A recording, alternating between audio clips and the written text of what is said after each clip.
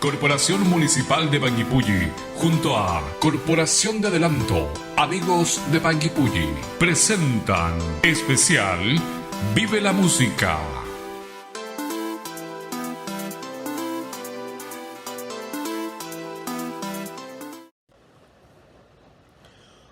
Muy buenas tardes. Bienvenidos a otro ciclo de entrevistas. En primer lugar, queremos agradecer al área de educación de la Corporación Municipal de Panguipulli y a la Corporación de Adelantos Amigos de Panguipulli. En esta oportunidad, desde Cuba, tenemos al maestro Orlando Valles, del ex integrante del grupo Iraquiere. Orlando, ganador de varios concursos internacionales por su trabajo discográfico y nominado para el Grammy. Sin más preámbulos, los dejo con la entrevista del maestro Orlando Valle. Cubana de charangas que tocaban orquestas con flauta, con violines, cha-cha-cha, tocaban danzones. Eso es lo que se oía en la televisión, lo que sonaba un poco en la calle, un poco de cosas así. Y entonces fue mezclando entre los tambores la música esa religiosa de afrocubana, el jazz que voy observando, ¿no? Escuchando. Pero en realidad lo que estudié fue música clásica. Después estudié en el Instituto Superior de Arte de jazz y mucho menos de música cubana. Eso lo sacaba yo oído y con muchas horas estudiando, porque además tenía un instrumento, o tenía varios instrumentos. Los instrumentos primeros que yo tuve no sonaban y me pasaba enorme cantidad de horas para sonar una nota. Y entonces me parece que eso me hizo trabajar tanto que me desarrolló. Y no tenía cómo escuchar música tampoco. Me desarrolló también más el oído. O sea, al final noto que pasé un poco de trabajo, pero me vino bien. O sea, si hubiera tenido todas las comodidades en ese momento, quizás no hubiera estudiado tanto. Y entonces eso fue lo que me hizo. Después tuve la dicha, antes que sigas, de estudiar, de tocar, ¿no? Con grandes jazzistas cubanos, también con músicos tradicionales muy famosos, con flautistas muy famosos, con percusionistas y pianistas muy famosos. Y entonces lo que sucede es eso, que yo empiezo a volcar todo aquello, y como dije al principio que no había escogido la flauta, yo no había escogido un instrumento clásico que se llama flauta, sino que yo estaba en una selva musical donde habían tambores africanos, batá, rumba, música popular bailable, charanga, el jazz, el bossa nova, la percusión, el piano, el tres, que es un instrumento también de cuerda cubano. Sí. O sea, toda esa gama de colores se fundieron y dieron como resultado otra flauta. Wow, gran historia, porque todo envuelto en una historia que la música misma o la vida misma lo condució a lo que es la música. Estuve viendo que con 21 años de edad entra al famoso grupo de Iraquiere, Exactamente. muy joven, a tocar con unos monstruos musicales de tal nivel. ¿Cómo se sintió haber tocado con ellos? Bueno, mira, yo había empezado en el mundo del jazz cubano, o el Latin Jazz, con Bobby Carcassés, que fue el creador del Festival de Jazz de La Habana en el año 80.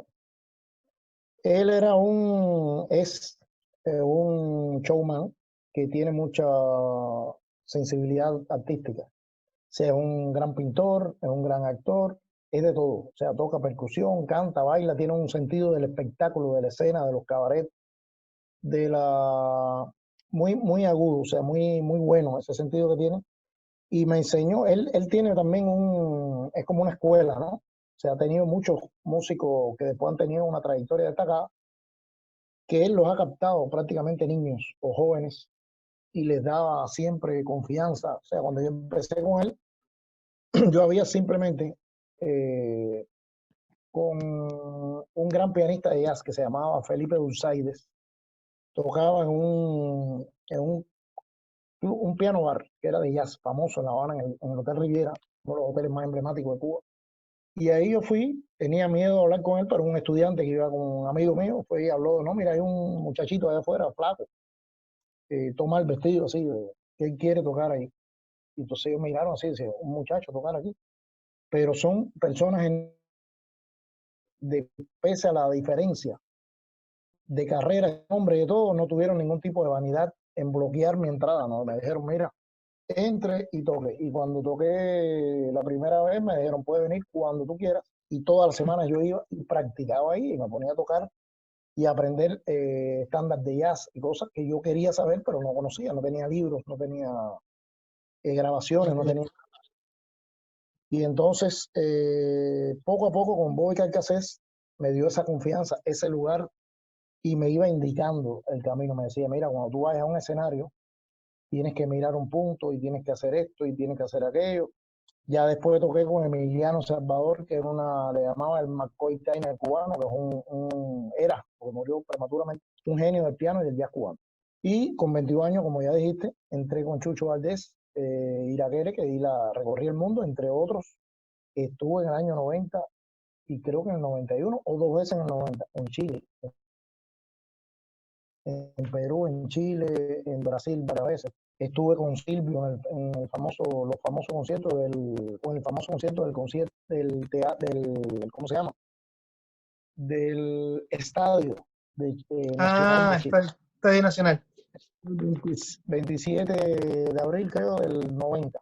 Ahí yo estoy tocando teclado y flauta con Iraquere. Y además, lo que no se dijo, que yo hice 7 transcripciones del grupo Afro Cuba, con los cuales abrimos el concierto y prácticamente casi cerramos. Eran temas muy famosos que nos repartieron el trabajo. Y yo tuve la misión de hacer 7, ¿cómo se llama? Transcripciones de temas y nada, tuve que dirigir los arreglos, escribir las partes de orquesta y además, bueno, tocaba la flauta. Después volvimos y tocamos en el estadio de Chile. O sea, tocamos en los dos, el más grande y el menos grande. Fuimos a Isla Negra, conocí la casa de Pablo Neruda, toqué en la Quinta Vergara de allá abajo, y tenía muy buenos amigos en Chile, la pasé muy bien. Me paré frente al Palacio de la Moneda, comí cuanta cosa había, caminé las calles de Chile. Yo sí me encantó Chile y tengo muy buenos recuerdos. Bueno, vamos a esperar que se dé que esto termine para que pueda volver, porque Chile ha cambiado mucho y que pueda conocer también el sur de Chile, que es muy, muy lindo. Ojalá. Por supuesto que sí, esto se va a dar. Bueno, y en toda esta transición musical con artistas, músicos impresionantes, tomas la decisión de seguir un camino de solista. ¿Cómo llegas a esa madurez de decir, como sabes que yo voy a apostar con mi proyecto personal y vamos a seguir adelante? ¿Cómo se da? Mira, eso se da de siempre. O sea, a ver, hay dos cosas. Yo era como solista. Desde que empecé a tocar, me empezaba a tocar con una guitarra acústica. Y entonces la madurez musical iba muy superior a la madurez como adolescente, ¿no? En el sentido de que, bueno, ya en el año mitad de los 86, 87, ya casi por ahí, ya casi antes de entrar a Iraquere, yo empiezo a tocar en los festivales de jazz de La Habana, pero estoy yendo a mirar desde los 80. Ya en el 83 empiezo a tocar en los jam sessions, en la descarga. Descarga que tenían músicos muy destacados, que fueron de los más famosos después, pero eran generaciones mayores que yo. Y entonces empiezo a hablar en público ahí, o sea, empiezo a descubrir cosas, a hacer arreglos, porque el grupo que tocamos de estudiantes, los arreglos eran pobres. Y entonces yo descubrí que tenía cualidades para hacer arreglos, porque de hecho hice transcripciones y arreglos nuevos de versiones de números de temas de Coltrane, de otros estándares como Jam Steps, o sea, Pasos Gigantes, temas muy difíciles, Lazy Bird, o algo así, y ¿cómo se llama? Y tenía composiciones propias mías, bastante atrevidas, bastante complejas, por esta pequeña influencia que había escuchado prácticamente. Yo escuchaba, por ejemplo, un solo de flauta, y no solamente flauta, porque yo no era un estudiante que estaba cazando la flauta. Me interesaba tanto la flauta como todos los demás instrumentos. Es como si me gustaran todos los instrumentos. Y encontraba mucho en los pianos, las guitarras, las trompetas, los saxofones, la percusión, ya te lo dije. pero eso fue marcando poco a poco el oído, ¿no? Y nada, así fui yo escalando ideas hasta llegar a esa madurez. Pero como te dije anteriormente, yo no estudié jazz. O sea, cuando ya tuve la oportunidad, después de estar viajando el mundo entero, con Iraquere viajé mucho, y después con mi grupo, donde ya soy solista, porque ya Iraquere yo era un solista más dentro del grupo. Tan joven, incluso Chucho Valdés me puso en ocasiones en un aprieto, porque me ponía en medio del Rolling Sport de Londres a dirigir la banda. Y yo no entendía por qué, bueno, porque si él la dirige genialmente, porque yo era muy respetuoso, siempre lo he sido. Porque ahora, por ejemplo, tú me invitas a tocar en un cuarteto, un dúo, un trío, lo que sea. Yo soy incapaz de ir a cambiar las cosas o a dirigir al director, ¿no? O sea, eso no está en mí. Por un problema también de educación y de lógica musical. O sea, yo creo que la música es una cosa natural, es una interacción con el público, no solamente entre los músicos. Porque si tú llegas a una sala y tocas solamente lo que tú piensas o lo que tú estás proponiendo, pero puede ser muy probablemente no conectas con la gente, que no saben en qué momento tú estás ni qué estás expresando. Entonces tienes que tener de todo, o sea, tienes que tener un poco de actor, un poco de comunicador y todas esas cosas que no se enseñan mucho en la escuela a veces y que uno va aprendiendo, pero con los años, con la experiencia por ejemplo, estaba en Cuba y no sabía esas cosas hasta que viajé y vi cómo apreciaban ritmos que en Cuba se consideraban anticuados o ya saturados. Y yo, sí, pero se conocen afuera mucho y cuando tú tocas es un triunfo. Entonces, empezar a conocer muchos detalles y a desarrollar siempre de temprana edad el aquello de ser solista. Lo que pasa es que vuelvo a insistir en que no tenía el desarrollo en el sentido de pararme a decir, no, yo exijo hacer mi grupo y esto y esto. En eso era prácticamente un niño, o sea, con casi 20 años. Y entonces con Iraquere yo era un músico más, o sea, un músico que tocaba, pero me daban temas de solista a veces, otros no. Y entonces ahí desarrollé esa mucha musicalmente con todos los monstruos musicales que habían ahí, me desarrollé muchísimo más. Y entonces al final cuando ya yo decido, porque tenía mucho más ideas que algunas no tenían que ver con Iraquere, o sea, cosas que ellos no hacían que yo quería hacer, como música más tradicional y otros inventos, experimentos que quería hacer. Y lo hice ya con mi grupo Tradición, o sea, cuando empieza en el 95, cuando empiezo a hacer el grupo, que un año después sale y empezamos nada más y nada menos que el Festival de Jazz de Montreux, en Suiza, que es uno de los más importantes del mundo, y a partir de ahí eso nos abrió las puertas para recorrer entre Iraquere y mi grupo y las otras giras que he hecho, ya voy por más de 60 países y en algunos varias ocasiones, o sea que tengo bastante experiencia de escenarios y demás. Pero lo que te iba a decir que es curioso es que cuando ya tuve la oportunidad de comprar libros, empecé a comprar algunos libros de música de jazz, Sí. y me di cuenta que no me hacían falta, o sea, ya yo los conocía.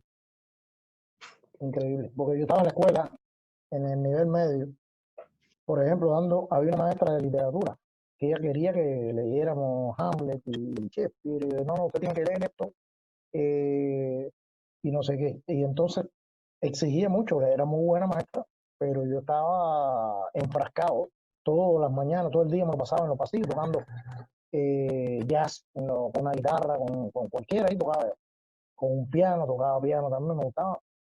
Y entonces lo que sucede es eso, que estaba yo tan loco con eso que cuando venía un profesor de prestigio que venía a la escuela y en el aula de al lado se ponía a calentar, por ejemplo, con un saxofón, una trompeta, y tocaba unas cosas de jazz como secuencia, algo que me llamaba la atención poderosamente, yo en la parte de atrás de la libreta empezaba a escribir y después de a mi casa yo esto es mío, empezaba a escribir. O sea, yo tomaba eso y ese era mi método. Y años después, cuando me di cuenta que todo eso existía en el mundo exterior, ya yo lo tenía. Entonces, no tuvo aplicación eso. Igual los temas, las armonías, empecé a estudiar armonía, digo, sí, pero que ya yo todo eso lo pasé, además de la escuela, por el esfuerzo propio, porque la escuela no te pone en una hamaca para que tú, en una alfombra voladora, ¿no? O sea, te da herramientas, te da conocimientos y te lanza de una manera importante. Técnicamente te prepara, te da cosas maravillosas, pero después tú tienes también que buscarte lo tuyo, o sea, ubicarte en este mundo, quién tú eres, qué haces. y crear tu propia flauta. Pues la que yo más o menos hice, que una vez en una revista de Estados Unidos, creo que en Los Ángeles, decían que yo era el libertador de la flauta, porque había roto algunas barreras. Buena Y para. además la flauta es un instrumento que llegó con la flauta barroca de Cuba y se transformó en la flauta de madera que tocaba danzones, el mundialmente famoso, bueno, el danzón también, el cha-cha-cha. El mambo no llevaba flauta. Habían grupos, formatos que no llevaban flauta, era como un apartheid, era una discriminación. O sea, dicen, no, en este formato no hay flauta. Y además, ¿qué saxofón tú tocas? Y yo, ninguno, ni me interesa. ¿Cómo que no te interesa? No, a mí me encanta el saxofón, pero ya yo no soy saxofonista, soy flautista. No, pero aquí hay que tocar saxofón. Bueno, no toco, no me interesa. Y así me mantuve toda la vida rebelde a eso. Y tuve éxito. O sea, cuando grabé mis primeros discos también un poco que me desquité, ¿no? O sea, empecé a escribir, por ejemplo, los conjuntos llevan 4 trompetas en la música cubana y yo le metí flauta. Los jazz band llevaban saxofonistas que tocaban flauta. Bueno, no, yo llevaba flauta y los saxofonistas iban aparte. Y así fui poco a poco imponiendo esa cosa, que la flauta tiene sus características. Sí. Ha estado a veces de moda en la música popular, a veces no, a veces olvidada. Y todas esas discriminaciones, trabas, incomprensiones, me han servido de gran estímulo para vencer todos esos obstáculos, crecerme y lograr cosas importantísimas. Tengo anécdotas como ejemplo. En el año 1997 yo presenté un grupo que se llama Los Muñequitos de Matanza, un grupo formidable de rumba cubano, y lo quería presentar en el Festival de Jazz. ¿Qué dijeron la dirección del festival? Que no, que eso era un sacrilegio, que ahí eso era un festival de jazz, no de rumba, que ahí eso no servía, o sea, no. Y entonces le dije, pero no, eso es un error garrafal. O sea, lo que vamos a tocar nosotros es jazz, pero con ellos. Entonces, al final se convencieron, me dejaron, yo creo que no se convencieron nunca. Pero el éxito fue tal que a kilómetros me entero al otro día que había gente bailando. Y a partir de ahí, hasta nuestros días, no han dejado de proliferar los experimentos afrocubanos de rumba y de percusión en el Festival de Jazz. O sea, que son cosas que uno poco a poco va venciendo. O sea, no puede tomar, de tener miedo a las cosas, igual que cuando te dicen, no, por la flauta es un instrumento que no se oye, pero eso es mentira. O sea, la flauta puede ser de todo, o sea, expresar todo tipo de música, todo tipo de género. Yo he grabado en discos donde está Chao García, el flautista de la India, famosísimo. Y así con percusión de África del Norte, con millones de cosas, discotecas y todo. Y ha sido formidable, la verdad que estoy muy contento y todavía tengo muchas cosas que aprender y que hacer. Bueno, wow. Todo lo que nos cuentas es un verdadero mundo. Tengo una pregunta. Ahí vamos a. Un accidente ¿Me técnico, escuchas? claro. Sí, ahora sí. Sí, perfectamente. Esa característica suya de improvisar, ¿cómo la desarrolló? ¿Quiénes fueron sus influencias para llegar a ese estilo tan característico suyo? Bueno, ya esa respuesta la vas a encontrar en lo que te acabo de decir, toda esta mezcla de todo. Primeramente, la mezcla de la cual provengo, ¿no? Soy descendiente de africano, de canario, de español, de chino, y eso en Cuba es común y corriente. Hay muchas razas, muchas culturas. La gente pensaba que la cultura africana, pues los españoles hicieron creer que África era un país cargado de culturas, de idiomas, de música distinta. Está la Yorubá, Bantú, Arará, los Lucumí. O sea, hay mucha lavacuá, hay muchas cosas, ritmos y culturas diferentes. Te digo, yo en la parte religiosa no pertenezco porque no he estado en eso, pero sí en la música está muy ligado. El blues y el jazz que vienen del negro espiritual, que era eminente religioso. Pero son cosas de música oral que vinieron de allá, del África, pero de Sí. distintas partes. Y todo eso se fue mezclando en Cuba y es lo que creó este tipo de engendro eólico, que es la flauta que ya logré que le hicieran en Gemeinhardt, que es la flauta con la cual estoy firmado, americana, un modelo con mi nombre artístico. Y entonces, eso es bueno porque no es ponerle el nombre a una flauta, sino es que el problema es que yo tocaba, cuando tocaba con Iraquere, los estilos que ahí se tocaban, que había un tema que era, acuérdate que habían trompetas muy potentes, trombones, saxofones, y para yo tocar ahí tenía que tocar duro y además sobresalir por encima de eso. Entonces, para esa, yo tenía una flauta Philipp Hammett, que era alemana en aquel momento, Sí. democrática, que con esa flauta tocaban la Orquesta Aragón y varias orquestas con eso. Pero esa flauta envejeció, tuvo problemas, ya la heredé en Iraquere un poco vieja. Y entonces me compré dos Trevor James en Inglaterra, en Birmingham. Y el vendedor me acuerdo que me decía, no, no, mira, cómprate una Muramatsu, no me conviene. Cómprate una Miyazawa, no me conviene. Me encantaba, pero eran caras también. Y entonces yo tenía el dinero y digo, no, no, pero esas miras son mejores. Y digo, no, no, yo quiero esta, que es la que se parece a la otra.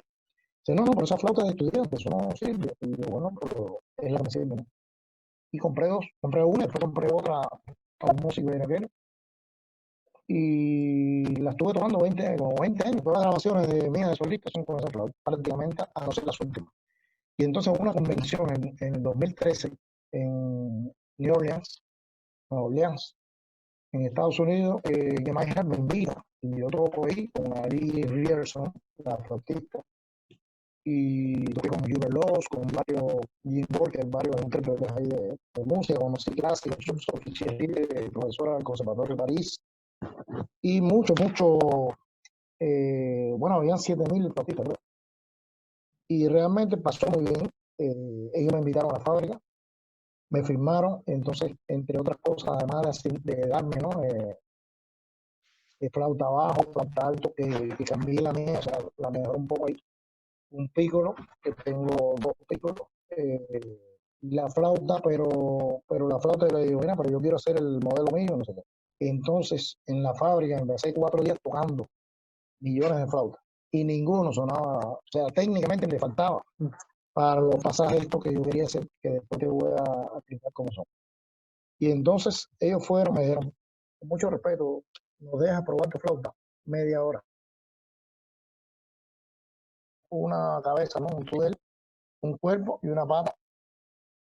Las manos, prueba, eso suena buenísimo. Eso va a ser tu flauta. Entonces me dieron esa y después la hicieron. Pero cuando me la mandaron con tudeles experimentales. Y yo, mira, esto lo estamos experimentando en la compañía, tiene tremendo resultado, y está sonando. Y dicen, sí, pero no corresponde. O sea, la flauta que yo voy ¿cómo se llama? No a vender, a exponer, tiene que sonar a mí, porque si ahora, por ejemplo, tú dices, bueno, me encanta como tú tocas el cha perfecto, pero tienes que tocarlo igual que yo. Y si tú con tu flauta no logras tocarlo, estás en problemas. Entonces, por eso yo te recomiendo tocar estas que sí te permiten hacer estas notas sobreagudas y esos pasajes tan rápido arriba, abajo. Cuando ese tipo de inventos se hacen con esa flauta, que es la que está dada a mi forma de tocar con la escuela que yo traigo de flauta, porque yo cuando empecé la flauta, en Cuba no había en Cuba las flautas abiertas, no eran cerradas, no eran online o en línea, sino eran un poco así, ¿no? Y eso es lo que pasa, más nada de eso. Wow. Y bueno, en todo este tema, bueno, de la flauta, de tocar, ¿has tenido problemas o crisis creativas al momento de encerrarte en el estudio, tocar, de componer? ¿Cómo se respeta ese proceso si lo has tenido? ¿Cómo lo has llevado? Mira, sinceramente no, nunca. O sea, puedo tocar en cualquier momento, o sea, tocar me es como hablar o como respirar. No hago mucho esfuerzo. Lógicamente había un desarrollo, hay etapas, hay de todo. O sea, aquí yo doy bastante clase en mi casa y en otros lugares cuando estoy de viaje, ¿no? Clases, o sea, tú primero tienes que ser una persona, vivir, respirar, tener un buen contacto con la vida, estar atento a los colores de la vida, que son los que vas tú y un poco mirarte adentro también. O sea, tú vas a hablar, cuando tú conversas, lo que estamos haciendo ahora, tenemos una serie de matices, de contrastes, de colores y de enfoques muy diferentes que cada uno de nosotros va exponiendo y el otro, la contraparte, va entendiendo. Puede estar de acuerdo o no, pero es así. Y entonces en la flauta es lo mismo. Y también, ¿qué pasa? Que la flauta es un instrumento que tiene mucha tradición clásica, o sea, de música culta, ¿no es así? Que en Sí, principio no era otra cosa que música popular, no culta. O sea, eso era música popular en su principio, cuando tú lo ves. Y yo noto, por ejemplo, que la rumba en Cuba se toca en los solares, o sea, los lugares, proviene de lugares marginales, un poco de bajo nivel cultural, de bajo nivel económico sobre todo, donde la gente, en principio era una representación teatral, un poco se quejaban de los colonos españoles, y narraban todas las historias que había en su época. Eso fue evolucionando con la vida, ¿no? Y ya después narró cosas feas y bonitas con esa historia. Pero en el jazz era exactamente igual. O sea, los negros spirituals, las plantaciones de café creo que eran en Estados Unidos, ellos de ahí eran, ¿cómo se llama? Todavía esclavos y narraban cosas tristes y cosas así. Eso fue un reflejo entre lo que traían de África más lo que sufrieron en el viaje y las generaciones posteriores que fueron heredando esas penas que tenían, esas diferencias tan grandes que lamentablemente estamos viendo que aún persisten. Cuando vemos el escenario del racismo actual, es inconcebible. Pero bueno, esa música dejó en algún momento, era muy popular, era como la rumba, con la rumba cubana, ¿no? mm, Que era una música eminentemente popular, que tú estás en un parque y empezaste a tocar y la gente con una lata y un palo empiezan a hacer música. Eso es el principio del jazz. Que es un tipo con una guitarra, el otro con una trompeta y pa, pa, pa, sin nada. Y eso tiene swing, que es lo que nosotros le llamamos sabor en la música cubana. El que tiene color, tiene el sabor como el condimento, ¿no? Y lo que pasa con esa música es que después se volvió un poco elitista, porque se desarrolló, empezaron los conservatorios, los desarrollos, y la gente empezaron a estudiarse cosas. Van a un lugar, ponen su partitura, o sea, la saben, y yo compongo mi tema y toqué pim, pam, pam, pam, tremendo desarrollo técnico, pero a veces se rompía o se rompe el contacto con el público y con la calle, con lo que está pasando. Y entonces se transforma de una música muy popular a una música elitista, porque fíjate que antes tocaban los negros espíritus que eran esclavos y ahora en los hoteles 5 últimos pisos, en el lugar más lujoso donde va la gente con más dinero, ya muchas veces son blancos, tocan jazz. O sea, qué contradicción, ¿no? O sea, pasaron de un público a otro. Y eso es una sí, contradicción buena y mala, porque se puede tocar esa misma música en la calle, pero con otro ritmo, porque la gente de la calle no te va a asimilar lo que estás tocando en el hotel de arriba, a lo mejor no le llega porque no tiene que ver con ellos. Y han surgido otras modalidades después del jazz, como el mismo rap, el hip hop y mil, porque si siguen el mismo camino, se vuelven elitistas en un futuro, ¿entiendes? sí. Y entonces la música cubana todavía eso no ha pasado en el sentido de que, por ejemplo, lo que le denominan a nivel internacional salsa, que no es más que una mezcla de cosas, o sea, el son cubano, que es el ritmo original, con otro ritmo, con el danzón, el cha-cha, etcétera, el mambo. Esos ritmos son populares, tienen vestuarios estridentes, uniformes, bailes uniformes, o sea, hay varias gente bailando a la misma vez, coreografías, participación del público, el público sube al escenario, o sea, son cosas que tienen un contenido teatral, como lo tuvo Cap Calloway, como lo tuvo la música del swing en los años 40, los Big Bang en Estados Unidos, como lo tuvo Benny Goodman y como lo tuvo Dizzy Gillespie. Pero eso hay que rescatarlo. Y entonces, al yo hacer entre todos los géneros que he hecho, la música popular en carnavales, en fiestas de esa, incluido en Cuba, por supuesto, aprendí códigos que no estaban en el jazz en Cuba y en muchas partes. Y entonces me di cuenta de esto que estamos hablando. O sea, mira, yo estoy con elementos populares dentro de una música que perdió esos elementos a veces. Y ahora veo que hay un regreso. O sea, los jazzistas están empezando, igual que la música culta, a colaborar más con el público. Tuve los conciertos de principio de año en la Filarmónica de Viena con directores invitados y hacen cosas humorísticas y cosas más para el gran público. Porque el gran público no tiene los conocimientos que tenemos nosotros los músicos, por lo tanto, hay que, ¿cómo se llama? dosificar el idioma para ellos. Igual tú vas a tocar la flauta y tocas maravilloso, pero puede ser que te escuchen uno y otro no te entiendan o no te soporten. Es lo que pasó con los tres tenores, con Pavarotti y lo de José Carrera y Plácido Domingo, que crearon un repertorio y una forma de actuar y de interpretar que fue mundial. O sea, todo, hasta los menos conocedores, les gustó. Y eso es importante también por parte del público, si no te vuelves, te quedas solo, ¿entiendes? Y eso es una cosa que he aprendido también en la flauta, a incorporar elementos de otros instrumentos y de otros tipos de música. Sí, uno se debe al público, a la gente. Claro. Es súper importante eso, que el hecho que uno se deba al público. Yo me acuerdo, tenía un gran amigo, que era como mi tío, que falleció hace unos años. Él siempre me decía que, da lo mismo a los colegas, siempre se debía a su público. Él vivía para su público y para entender la sociedad en cual él vivía, para poder desarrollar su sonido para esas personas. Siempre me decía Claro. eso.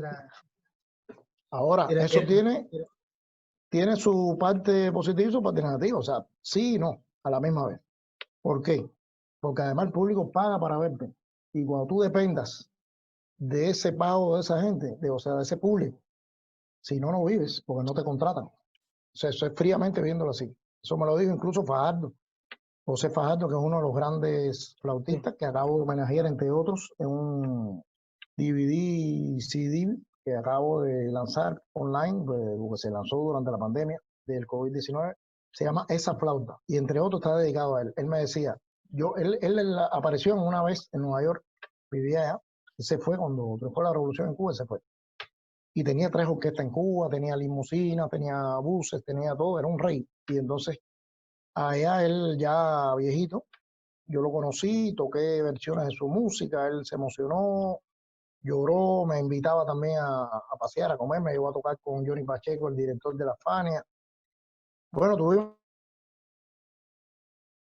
a casa de Paquito de Rivera, o sea, en fin, muchas actividades que hicimos. Y él una vez en un festival de cine en Nueva York, festival de cine cubano, yo estaba tocando, pero me vi, tú entras al escenario y te conectas con el público. Si tú llegas nada más con el librito de lo que tú traes, estás embarcado, mi hermano, porque tú tienes que estar en esa realidad en ese momento, que no fue la de ayer,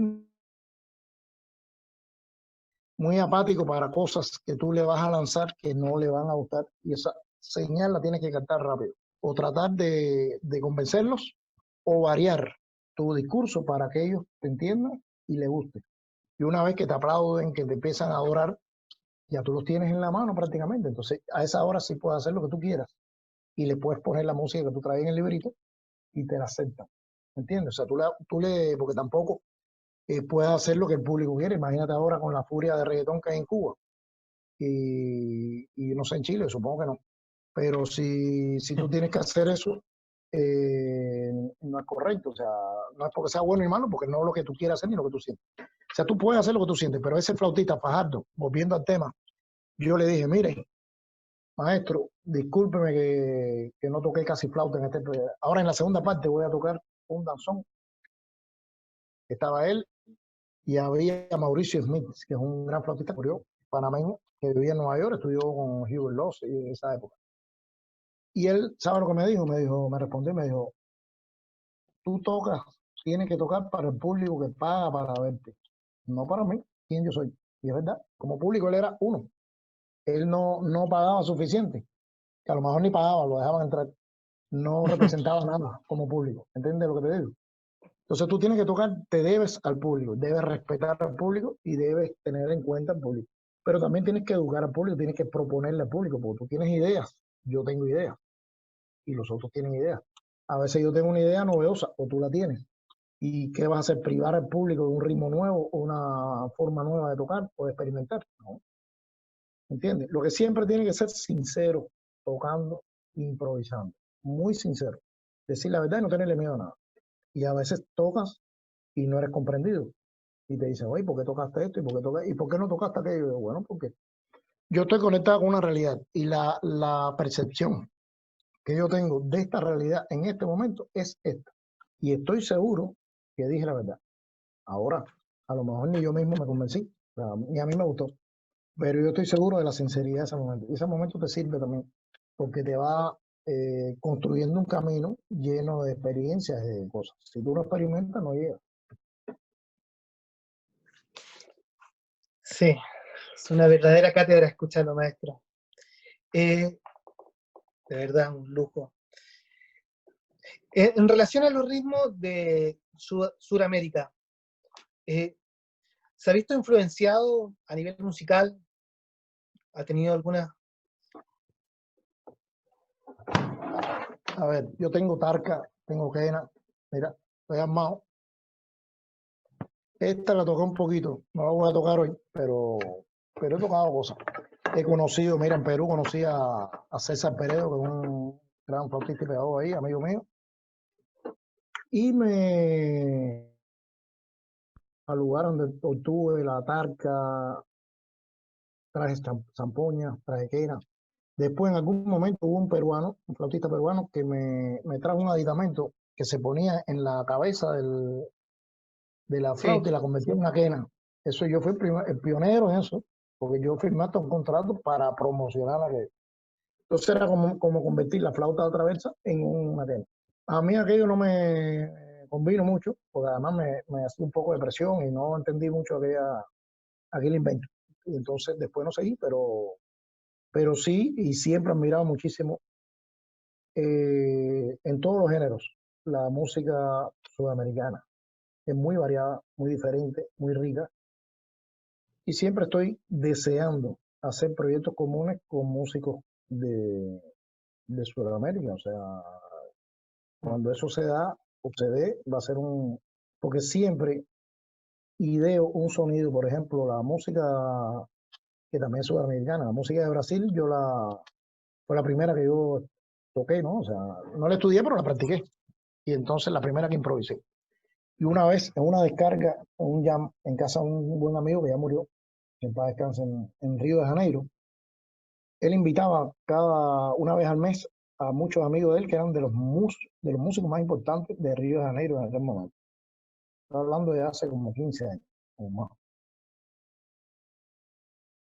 Era un penthouse con piscina y no sé qué. Y él tomaba y compartía, hablaba con la gente, pero aquellos músicos estaban tocando música de ellos, que alguna estaba buena y otra nadie la entendía ni la escuchaba. O sea, ellos querían estrenar temas y proponer, pero tú no puedes proponer todo el tiempo, porque la gente no conoce tus temas, no son populares y a veces no son los correctos, o sea, no les gusta.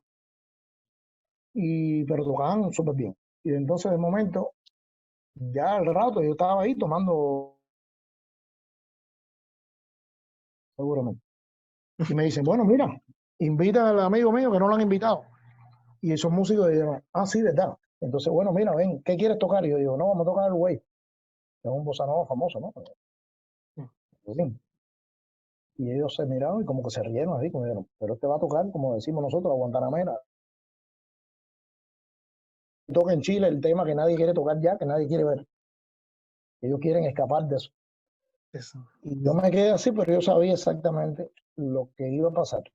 Y entonces cuando empezamos a tocar, yo les hice un wave que era muy carioca, muy brasileño, pero que no era igual que el de ellos. Y entonces aquello funcionó a la misma maravilla, todo el mundo paró, pa, nadie tomó, empezaron a oír, a aplaudir, y aquello fue una locura. Y entonces me decían el carioca. Y entonces muchos llegaban y me preguntaban, ¿de qué municipio, de qué parte de Río de Janeiro usted vive? O sea, yo, yo no soy de aquí. ¿Cómo que usted no es de aquí? No, yo soy de Cuba, un cubano tocando música. Sí, sí, sí, yo toco música brasileña, pero de un sonido, a ver cómo explico, que puede dar aportes a la música brasileña. Todavía no me siento feliz en el sentido de que no he podido grabar algo que sí tengo en mente hace muchos años, no meter la música cubana a la cañona o a la fuerza en la música brasileña, sino aportarle a la original música brasileña, que suene brasileño, pero tiene un toque distinto, ¿entiendes? Eso me pasa también con la música venezolana. Y me encantaría profundizar más en la música de Perú, de Chile, perdón, y de otros países para poderlo hacer. Ya lo he hecho, por ejemplo, con México, en ocasión donde yo no organicé nada, pero fue más clásico. O sea, yo pensaba que iba a tocar mariachi o algo de eso y no, era música clásica mexicana. Y eso me encantaría, o sea, para mí sería un honor y un placer, igual que dar clases maestrales, compartir lo poquito que sé con ustedes para... De hecho, me han seleccionado en muchas ocasiones para tesis de graduaciones en Venezuela. En una me llamó la atención, que creo que la tengo guardada, que alguien hizo un estudio donde ellos analizaban todos los flautistas y toda la historia de la flauta en Venezuela. Y yo no sé qué tenía yo que ver con esa historia, pero bueno, lo que tenía que ver es que ellos me ponían de ejemplo de otros elementos y otras cosas que no tenían en Venezuela y que necesitaban en Venezuela. Fíjate la historia, ¿no? Y con eso hicieron la tesis. Y en Chile también hicieron una tesis conmigo, una flautista que estuvo aquí en la casa dándole clases unos meses. Así que estoy listo cuando quieran para colaborar y hacer experimentos, porque hay un sonido que a mí me falta y a ustedes también. O sea, yo tengo que estar ahí y hacer algo. Yo sé que no voy a imitar, voy a respetar mucho los estilos y la tradición, pero quiero aportar cosas que sé que las puedo aportar. Bueno, aquí está escuchando al maestro Hernán Jara, que es el director del Festival de Flauta de Chile. A ver si se da la oportunidad, que está escuchando, maestro. Así que, ya Un saben. placer conocerlo y sería un honor, de verdad. Aparte, quiero ir no solamente online, quiero ir en vivo. Sí, no. Este es el primer acercamiento que tenemos y sobre todo que lo lindo que se ha dado de todo este espacio es que no hemos conocido muchos flautistas que no se ha dado la oportunidad a veces de conocer o tomar clases y conocer la historia, porque uno siempre, por ejemplo en su caso, conoce lo que uno ha visto, leído, o la música que uno escucha en Spotify, en YouTube, pero no hay un espacio donde diga, bueno, ¿sabes qué? Vamos a conocer el lado humano, o qué piensa el maestro, tal maestro, cómo llegó ahí, qué evolución musical hay, porque a mí, por ejemplo, me pasó que esta semana estudiándolo, vi toda una evolución musical, desde el principio hasta el final, de pasar de estilos, de todo tipo de música, Yo con todo espero que no tipo de sea el búsqueda. final. Espero que no sea el final. No, por favor, no. Y hay una evolución gigantesca. Eh, una, una cosa que me llamó la atención mucho, que dijo en relación, bueno, yo le hice la pregunta en relación a la música latinoamericana y todo lo que nos contaba, es, bueno, todos los ritmos que tiene fusiones, que también es un privilegio tenerlo, toda la música del mundo, ¿verdad? Que es un privilegio tocarla y escucharla. Sobre todo ahora con todo el tema de migratorio que tenemos a nivel latinoamericano, va a cambiar mucho también, que a mí me encanta porque es una cosa maravillosa que se ha producido muy, muy linda. La pregunta, en la actualidad, ¿qué opina de las formas de enseñanza de las escuelas relacionadas a la música popular? Mira, yo pienso que la música es una sola. La música es música. La buena y la mala. La mala, no sé si es música. Pero la música es algo necesario que quizás nadie inventó. O sea, fue una necesidad del ser humano de decir, es una manifestación artística. Y hay cosas que uno va entendiendo con el tiempo. También tú me decías ahorita, me preguntabas sobre yo te dije que la forma de improvisar, o sea, la inspiración que siempre la tenía improvisando. Pero componiendo es distinto, o sea, componiendo tienes etapas, o sea, tienes momentos de inspiración que pueden venir lo mismo en el medio de un viaje que en medio de un sueño. Hay un danzón que yo compuse una vez, que el danzón es un ritmo tradicional cubano del siglo XIX, el ancestro del chachachá. Y ese danzón, yo estaba durmiendo como a las 3 de la mañana o 4, y había hasta frío aquí un poco, bueno, lo que nosotros le llamamos frío. y me dio una melodía, porque también lo que uno oye en el oído interno es muy superior siempre a lo que logra traducir al papel o a la grabación. Y entonces me encontré entre dos posibilidades. Y plasmaba esa idea grabándola y tocándola cuando aquello estaba más conectado con el estudio, con los MIDI, los samplers y todas esas cosas. Ahora no, ahora me gusta más tocar que hacer todo eso. Pero, o quedarme durmiendo y digo, no, mañana me acuerdo, pero varias veces se me habían escapado temas o ideas que no regresan. Y aquello me volví, y se iba desarrollando, además salió así, y esta melodía es hermosa, es bella. Pero si yo la pierdo, se muere. Y con tremendo trabajo. Me levanté, grabé en el piano un poquito y escribí un poquito en el final en la computadora. Al otro día fui y prácticamente la idea estaba ahí, ¿entiendes? Y eso me permitió hacer el danzón, o sea, completarlo tiempo después y grabarlo. Lo he grabado en 2 ocasiones ya. Con eso te digo que son inspiraciones que vienen en ese momento, pero si no las aprovechas, después se te van. Hay momentos o etapas que puedes no tener ninguna, ¿entiendes? Ahora mismo estamos hablando, yo puedo tener una inspiración, puedo oír música, puedo tener una inspiración de algo bello de la vida, te da inspiración, puede no dártela. O a lo mejor tú dices, bueno, si estoy viviendo tan contento en este momento, tan feliz, ¿por qué no tengo inspiración? Cuando yo me mudé para esta casa, que yo vivía en la otra donde vivía, que te dije que nací allá en el sur, ahora estoy más para el oeste de La Habana, eh, perdí la inspiración. ¿Por qué? Porque tú cambias tu mundo, ¿no? Tu cuarto, donde tú tienes tus cosas. Y al cambiar todo aquello, me fui para otra casa, esta casa, todo pintado, todo bonito, pero no tenía inspiración. Y me asusté, y dije, bueno, se acabó. Y la primera que tuve fue exactamente ese danzón que te acabo de contar. 4 de la mañana, ahí, ¡pa! Una idea. A partir de ahí salieron otras y otras y otras. Y así es la vida. O sea, tiene lo que no se puede hacer por gusto. A veces se fuerza un poco las cosas, se encartonan un poco las cosas, porque también hay que darle forma a la vida, no puede ser todo así al libre albedrío. Pero la inspiración es sagrada. Son musas que bajan, yo no sé dónde ni por qué, y son así. Eso es lo que hay en la cabeza de una persona que crea algo, ¿no? Hay otras personas que son excelentísimos, geniales intérpretes y me dicen que no componen, no componen. Y hay otros que no componen, pero de momento componen y de momento se vuelven tremendos compositores. Y hay otros que son tremendos compositores y dejan de serlo. Bueno, lo que tú no puedes, o sea, volvemos a lo mismo. Siempre hay que decir la verdad, ser sincero.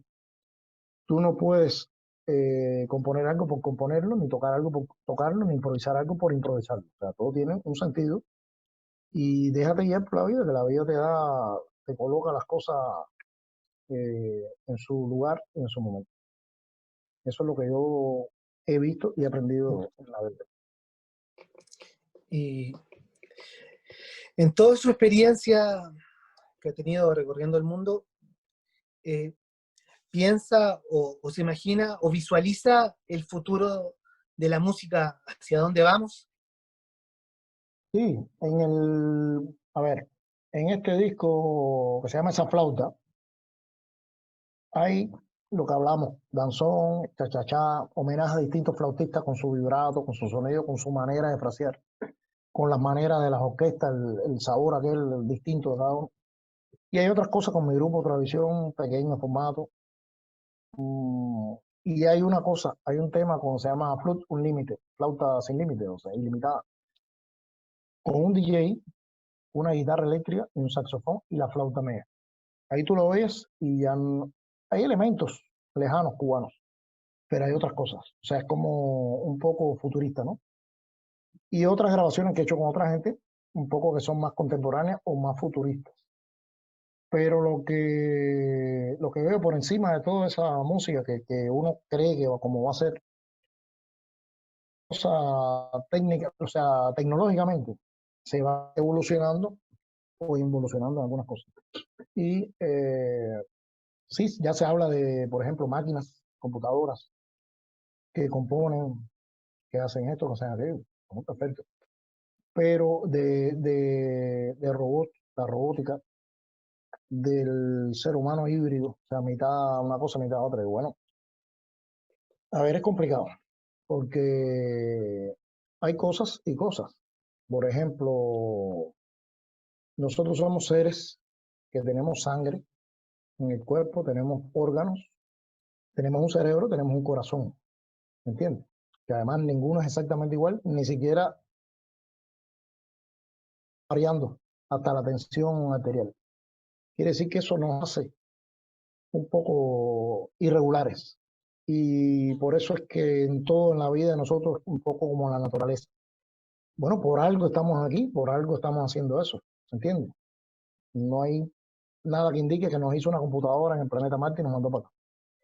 Entonces, lo otro son cosas que el ser humano ha creado por X razón para facilitar, en algunos casos, para ganar más dinero, porque también pierden empleo. Si tú tienes una orquesta sinfónica y puedes no tenerla, pagas menos. ¿No es así?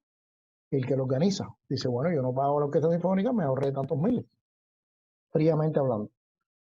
Pero el público también tiene corazón, tiene cerebro, tiene sangre y respiramos todos. O sea, si fuéramos máquinas, no respiraríamos, ¿entiendes? Pero ¿quién nos echaría a andar? ¿Quién nos cargaría? Nadie, ¿verdad? Entonces yo creo que nosotros somos y seremos seres humanos con esas características. Y la música o el arte está vinculado a esa característica. Lo demás, como algunas veces también son aberraciones o ideas del ser humano, que siempre busca más y más y más, y a veces se pasa. Y entonces, sí, ya existe la música electrónica.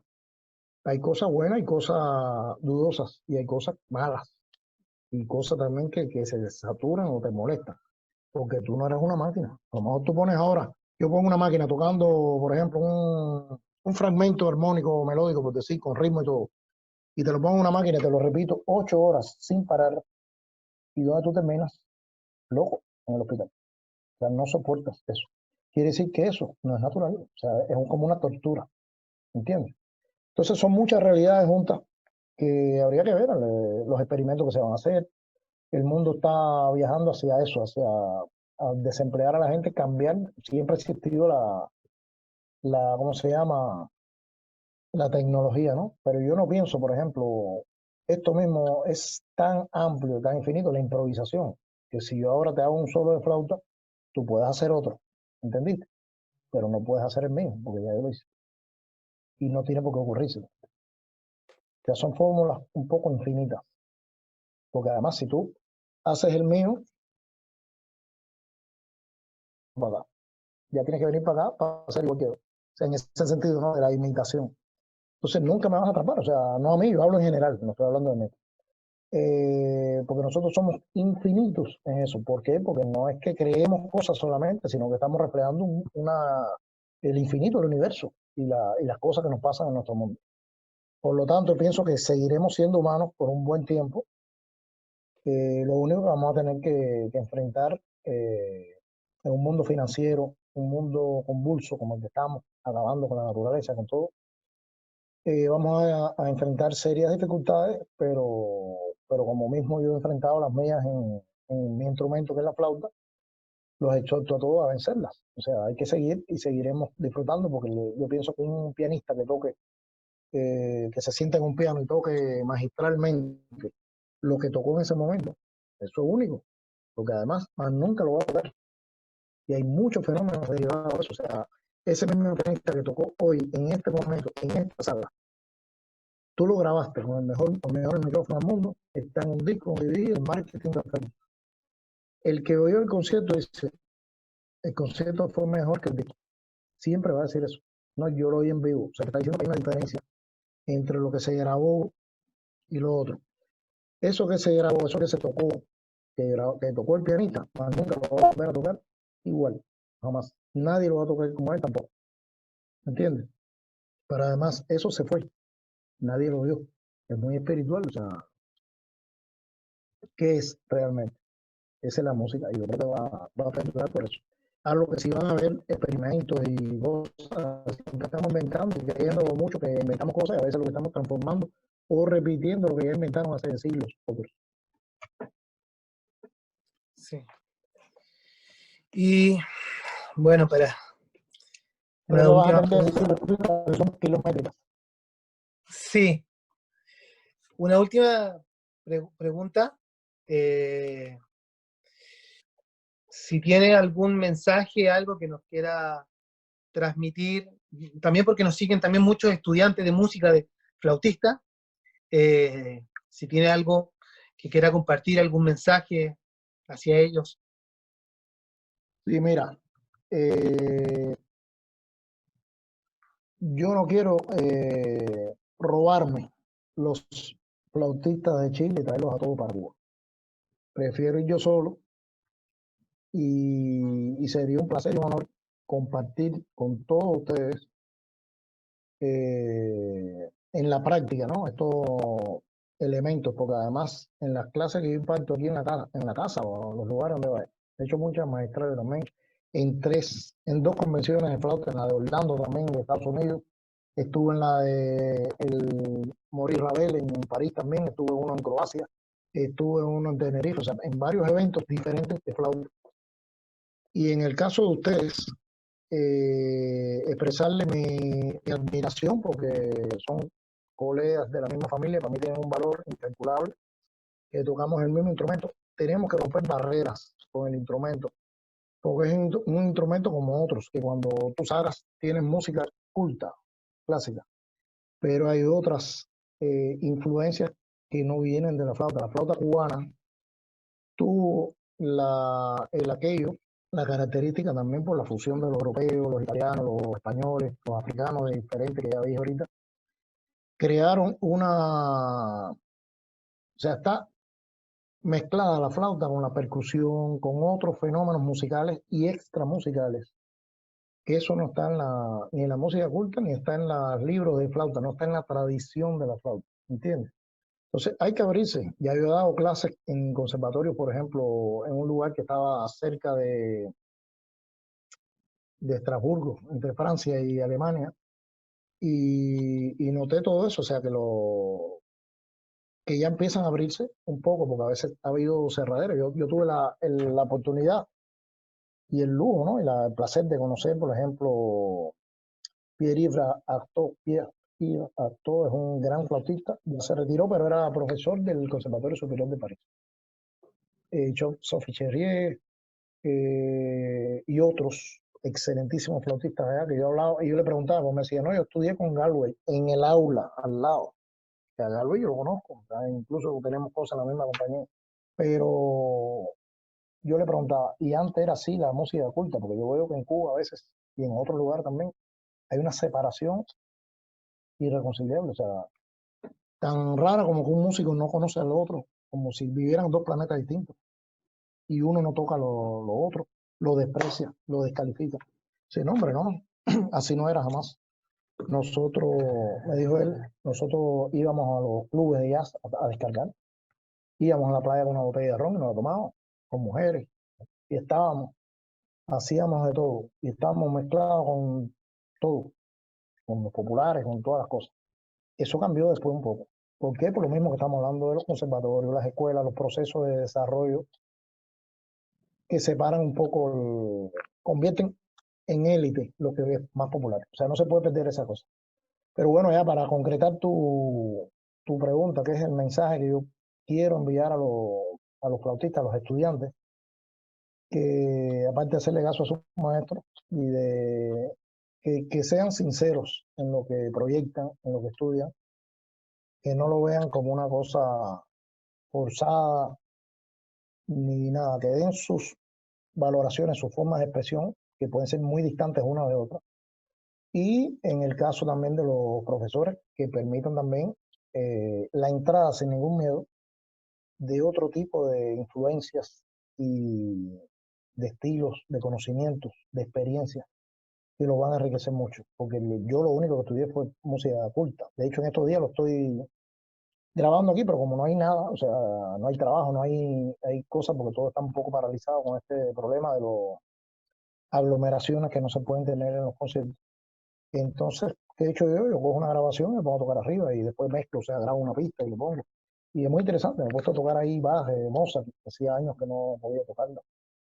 Y de verdad que es muy interesante. Entonces, nada, le estoy mandando un beso, un abrazo, el deseo de que toquen maravilloso y que en todo lo que puedan aprender, que lo aprendan. Y para si en algo les sirvo, que por favor pueden contar conmigo. Muchas gracias. Bueno, muchísimas gracias, maestro. De verdad que es un verdadero placer tenerlo acá. Ustedes, Escuché que tenía por ahí música guardada. algo. ¿Qué quieres escuchar?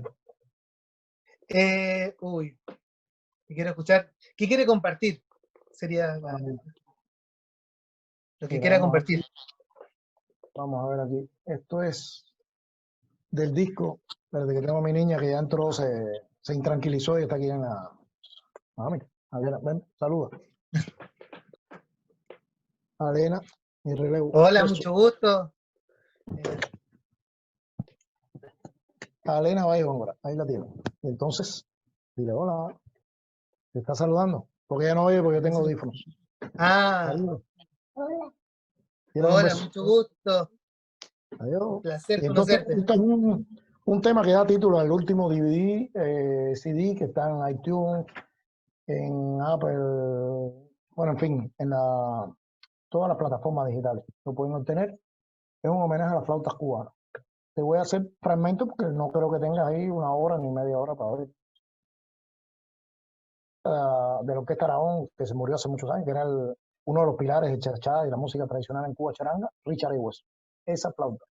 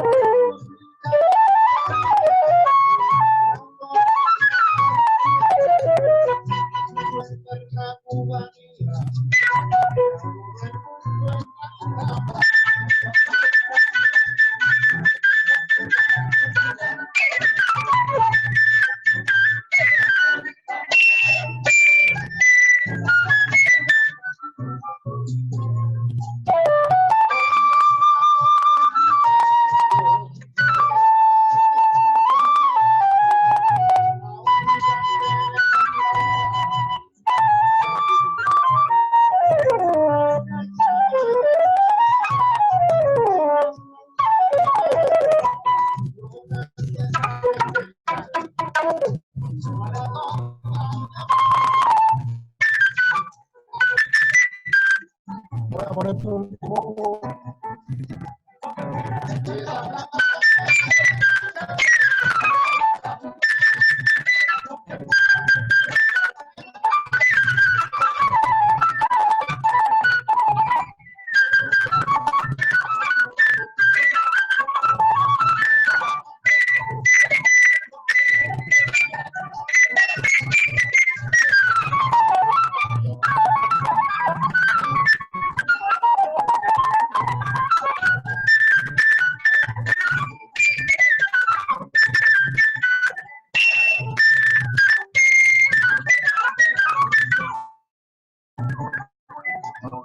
Eso es un ejemplo, ¿eh? Y entonces, mira, escucha esto. Esto sí yo no lo estudié, o sea, yo lo estudio cada cierto tiempo. No lo dejo. Yo no hice anterior a mi participación, yo tuve el 88, el 94, pero fue anterior. Pero escucha esto. Te voy a poner dos fragmentos para que... Por favor. Este la vas a hallar.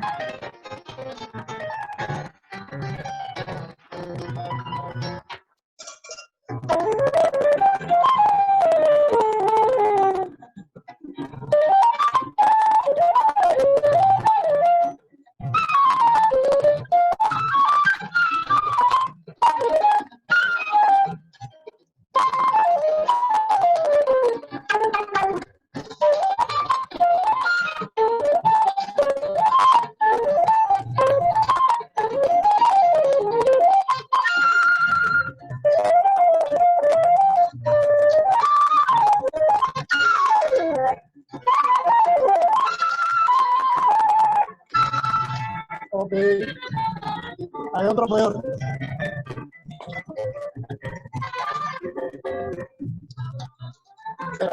Me fue la entrada.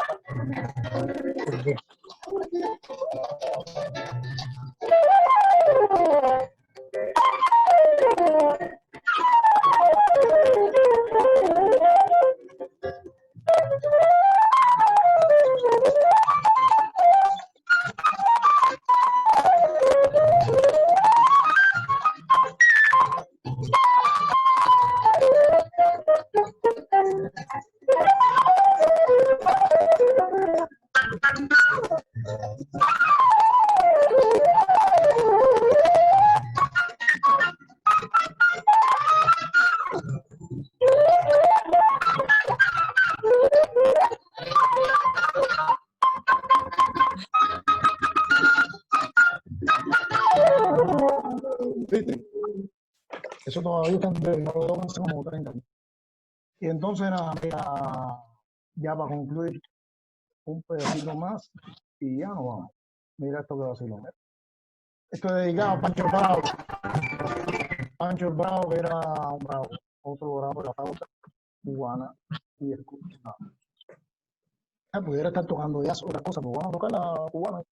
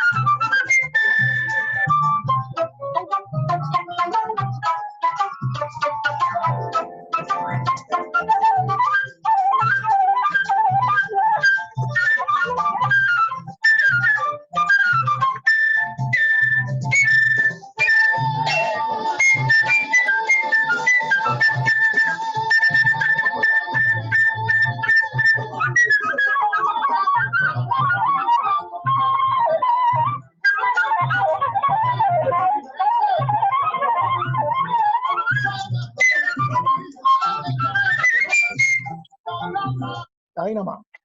No estamos en el estudio, no estamos en el escenario y estamos aquí gozando y jugando prácticamente.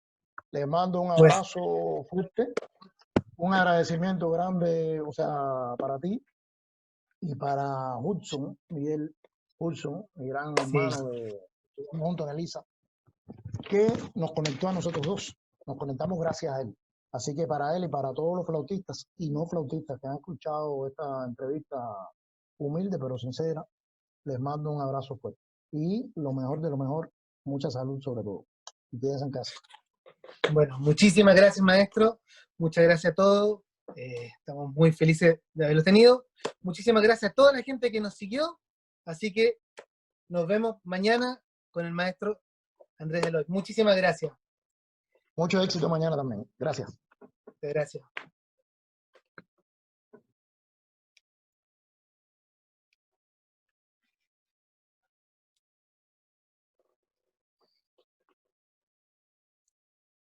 Querido Juan.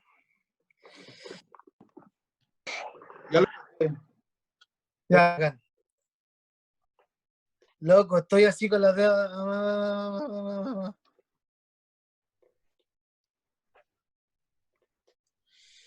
El maestro salió, creo, ¿no? Sí, creo que sí. Se cortó ya, ¿no? Está todo en orden. Ah, esta grabación también, espérate.